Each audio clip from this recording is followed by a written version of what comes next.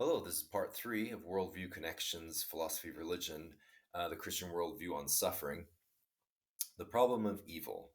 Continuing on with this thought here, if God is all good, he wants to stop evil, he has all power, he can stop evil, but there's evil in the world, therefore there's not an all-powerful, all-good God. Which, again, with part of that argument, I would agree. I see evidence that there's problems with believing in an all-powerful, all-knowing God, but nonetheless still holding to a theistic view. In fact, my next question is, why do so many people hold to the monotheistic Omni-God hypothesis of traditional Judaism, Christianity, and Islam? Because even within the sacred texts of these scriptures, there's contradictions, or I should say contradictory ideas, or I maybe even elaborate on that in saying there's evidence to show that there is more open theism within the Bible itself, specifically. And we'll get into that throughout our series.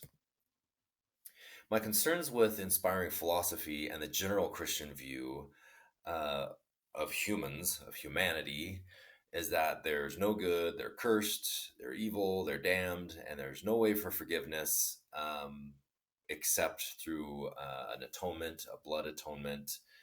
So, getting deeper into that is, why can't God simply forgive us when we repent sincerely?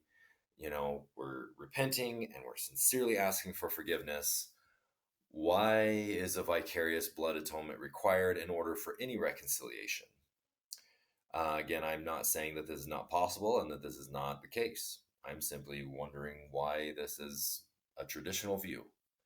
Um, there's the father and child analogy, a loving parent. I have children of my own, and if my children were sincere and asking for forgiveness in an issue, a thing they'd done wrong, I do think there are cases of quote unquote sin when you harm yourself or harm somebody else. And we'll go into those definitions as well. But for the time being, a simple analogy of simply saying, I can forgive my child, I would be able to without requiring one of my other children uh, being a sacrifice on their behalf.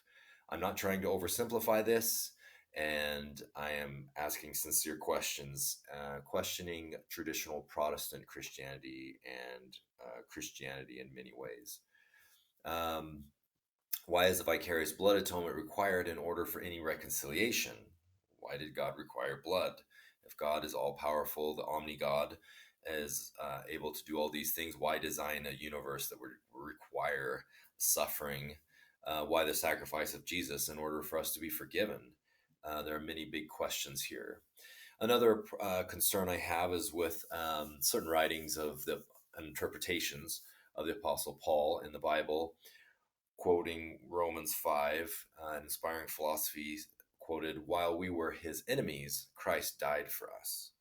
And the term enemies, I have an issue with that. Why, if God created us, we're basically the way that a sovereign, all knowing God would create us to be. We're simply just being what he made us to be, especially if you're a Calvinist and you think everything's designed in God's will and under his sovereignty. Then there's no right or wrong, really, especially extreme determinists in theology. I think that just shoots yourself in the foot. And I don't think you can have any correct theology based on that. Another concern with biblical Christians is recognizing human flaws, but they go so far as to say not one human is good. And I'll finish this video off with this slide. Only a sinless being, aka the Messiah of the Jews, Jesus Christ, and the Christian realm. Why would God design life this way? Based on the Omni-God hypothesis of many theologians and many religious leaders, quoting R.C. Sproul, why do bad things happen to good people? Well, that only happened once, and he volunteered. I just take issue with this kind of theology, these kind of ideas, which, again, they're not based on any substantive arguments. We talked about presuppositionalism. There's no need to go to this kind of theology. I don't see any evidence of it, much less some of the other problems we face in theology and the philosophy of religion. Thank you for joining us, and please stay with us. There's more to go into this with this theory